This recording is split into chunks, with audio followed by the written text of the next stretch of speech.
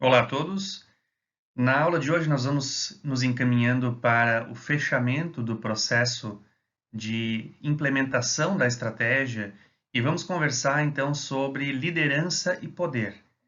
Esse tema é um complemento ao tema da aula anterior, em que nós tratamos de cultura e mudança estratégica. A liderança e o poder são dois elementos que nós precisamos considerar dentro das organizações para entender se realmente será possível colocar a estratégia em prática e, eventualmente, ainda promover mudanças para que a estratégia efetivamente seja implementada.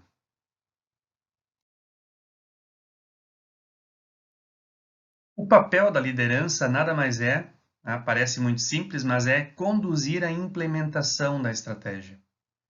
Sem a presença de líderes, no sentido de pessoas capazes de mostrar como essa estratégia deve ser implementada, dificilmente alguma coisa vai acontecer.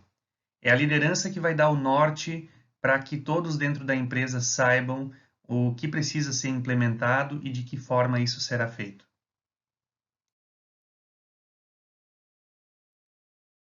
Bem, quando nós falamos então de liderança estratégica, que é o que nos interessa nesse momento da execução da estratégia, nós estamos falando de algo diferente da liderança que acontece nos níveis médios e nos níveis de supervisão. Enquanto a parte de administração média e supervisão, os gerentes médios, eles muito se ocupam com a alocação dos recursos dentro do seu setor, do seu departamento, disseminar informações e monitorar o alcance dos resultados, a liderança estratégica é aquele grupo de pessoas que efetivamente vai ser responsável por promover a cooperação dentro da empresa, entre setores, entre departamentos, entre grupos, e direcionar a realização do objetivo estratégico do negócio.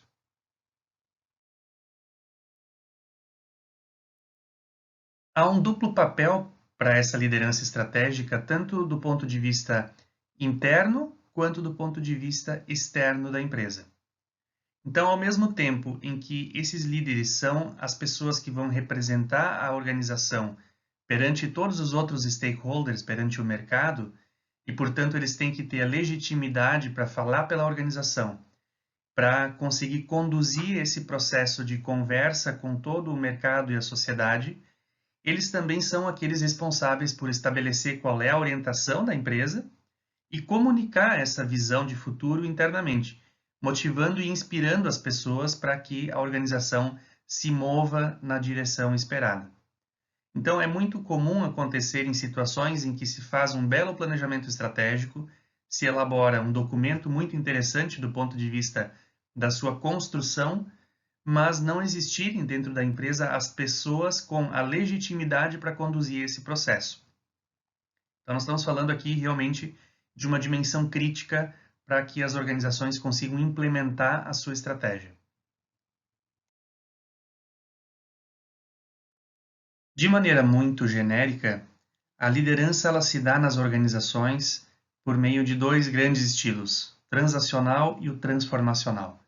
No estilo transacional, o que os administradores e os gestores fazem é utilizar a autoridade que o cargo oferece a eles para fazer com que as pessoas cumpram aquilo que foi estabelecido.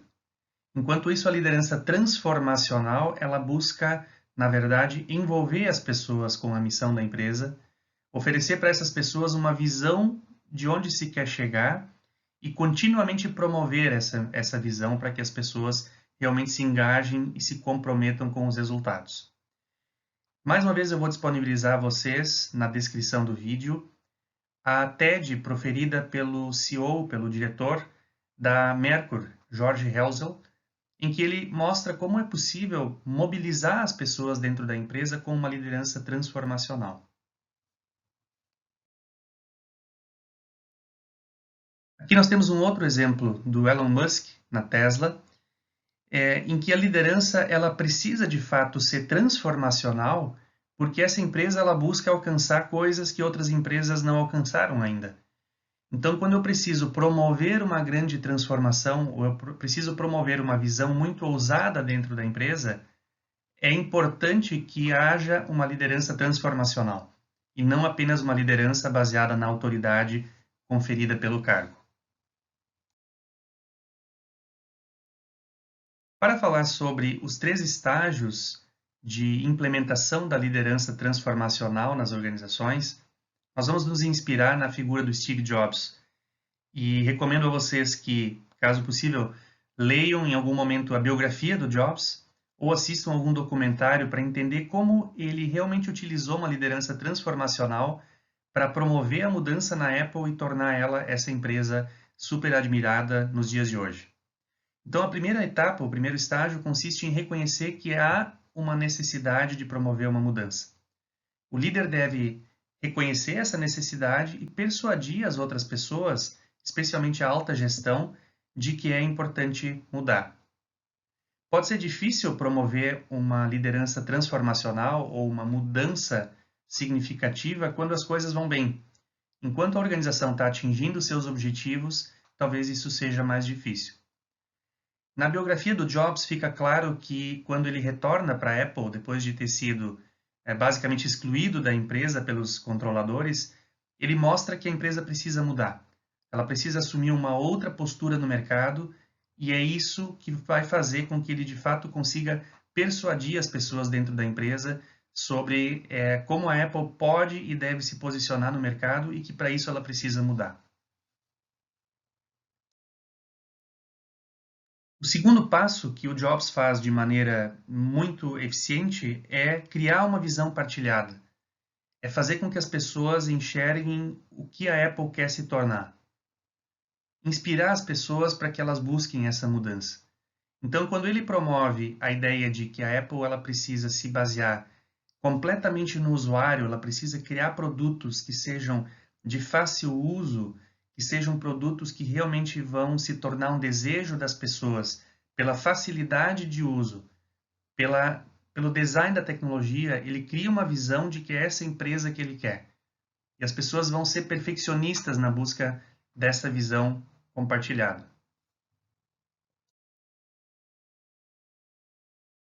E o terceiro passo, também muito importante, é institucionalizar essa mudança. Quer dizer, tem que criar um novo modo de comportamento dentro da organização para que isso se faça parte da vida da organização.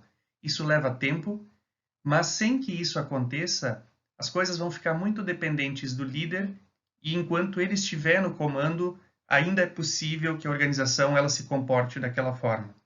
Mas é preciso, então, um novo sistema de recompensas em que as pessoas elas se mobilizem para que isso se torne algo institucionalizado e elas sejam recompensadas por isso. Então, premiar as pessoas pelas coisas certas é um dos estágios importantes do processo de institucionalizar a mudança e colocar em prática a liderança transformacional.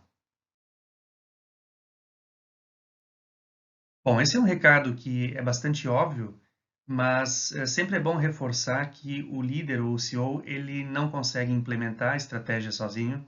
Ele pode ter um papel fundamental para que seja comunicada essa estratégia para as pessoas na empresa, mas ele precisa despender bastante tempo para desenvolver uma equipe de administradores de nível superior. Isso é fundamental. Preparar as pessoas para os postos e posições estratégicas que a empresa precisa.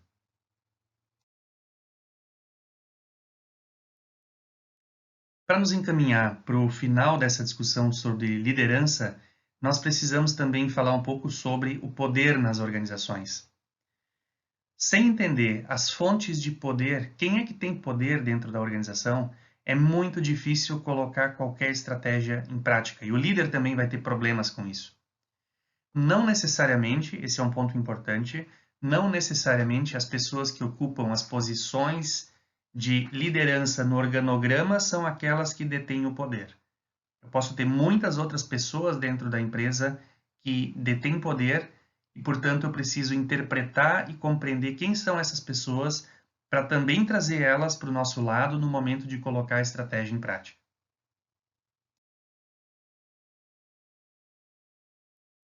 Aqui nós temos várias fontes de poder que nós precisamos diagnosticar dentro da empresa, quem é que detém essas fontes de poder. Muitas vezes nós pensamos no líder como alguém carismático, é verdade, isso é muito comum que aconteça, mas eu posso ter outras pessoas em outras partes da organização que têm carisma com a sua equipe, com o seu grupo. e, portanto, elas são pessoas importantes para implementar a estratégia, ou caso elas não queiram a mudança, elas podem ser pessoas que vão se colocar contrárias a esse processo e dificultar toda a implementação da estratégia. Aqui nós temos um conjunto de 6 fontes de poder que as pessoas utilizam para conseguir exercer o poder dentro das organizações, como, por exemplo, a perícia. Alguém que é perito em executar algum tipo de função, ele adquire poder com isso.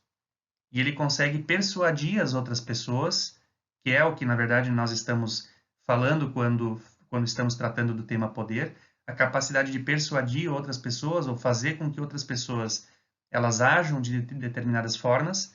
E então nós precisamos olhar para essas fontes de poder, pensar se a alta gestão possui cada uma dessas fontes de poder ou em quais delas ela se apoia, e também que outras pessoas dentro da empresa possuem fontes de poder que nós precisamos reconhecer e eventualmente utilizar a favor da implementação da mudança. Então, a perícia, como já falamos, é a capacidade de executar algum tipo de função, de tarefa, isso dá poder. Muitas vezes a influência é indireta, no sentido de que, ao alterar uma recompensa, eu consigo fazer com que as pessoas elas reconheçam o poder e ajam de uma forma esperada, criando mecanismos de premiação, mecanismos de, eventualmente até de punição para aqueles que não agem de acordo com o que é esperado. O controle sobre informações é uma fonte de poder, tanto para o bem quanto para o mal, ou seja, também pode-se fazer com que o controle sobre a informação eventualmente seja mal utilizado e impeça a implementação da estratégia. A capacidade de lidar com a incerteza num ambiente turbulento, uma empresa que está passando por uma situação bastante traumática e turbulenta, se o líder, o CEO e os altos gestores eles conseguirem lidar bem com essa incerteza e comunicar isso claramente para as pessoas, também eles estarão exercendo poder e reforçando o seu poder para conseguir liderar a organização. E por último, o tema da permuta ou a fonte de poder da permuta, em que a gente consegue utilizar uma troca com as pessoas para fazer com que elas se engajem. É uma situação em que aqueles que conseguirem alcançar os resultados, eles têm a oportunidade de assumir outros cargos, outras posições, isso também nos dá uma fonte de poder. Não no sentido pejorativo, mas no sentido de mostrar para as pessoas que há uma troca que pode acontecer. Aqueles que conseguirem, de fato, contribuir para os resultados da organização, eles podem, em troca, ser recompensados e receber algum tipo de benefício por terem contribuído com a implementação da estratégia. Então, eu reforço para vocês a importância de olharem para dentro da organização e entenderem como essas fontes de poder são utilizadas, quem as utiliza e se isso está sendo feito a favor da implementação da estratégia da empresa.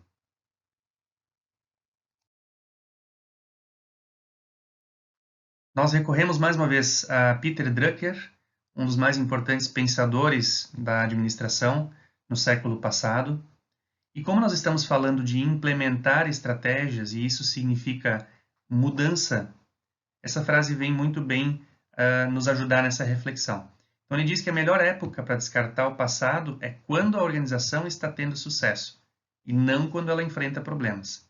Ou seja, mudar o rumo do barco é mais fácil enquanto nós estivermos navegando em águas tranquilas do que se nós estivermos com água entrando e nós precisarmos ao mesmo tempo mudar a estratégia e o rumo da empresa e ainda tirar a água que já está começando a afundar o barco. O que ele diz é que quando uma organização experimenta o sucesso, todos os seus recursos eles estarão alocados para as coisas que ela produziu no passado, para os objetivos que ela desafiou no passado e para as necessidades que não eram satisfeitas no passado. Agora, olhar para o futuro exige fazer mudanças também quando a empresa estiver passando por uma situação favorável. Por último, para fechar então essa nossa discussão sobre liderança e poder, eu quero convidar vocês a olharem para dentro da sua organização ou da organização em que vocês estão fazendo o estudo de caso, para entender se a alta gestão ela é composta por pessoas que têm a capacidade de liderar a implementação da estratégia. Essas pessoas conseguem comunicar claramente qual é a missão, qual é a visão, quais são os objetivos estratégicos e organizar a empresa para alcançar esses objetivos? Existe por parte dos líderes uma capacidade de promover um ambiente favorável à colaboração e eles usam as fontes de poder de uma maneira positiva? Aqui lembrando que nós estamos falando da alta liderança, não das lideranças médias ou das lideranças de supervisão. Por fim, há outras mudanças que são necessárias em termos de liderança para que a organização alcance a sua visão? Isso pode ser bastante complexo, porque nós estamos falando da alta liderança, mas é conveniente fazer essa reflexão. Se realmente temos líderes que podem nos levar a alcançar a visão esperada pela empresa. Então, com este módulo, nós fechamos uma parte importante da execução e implementação estratégica.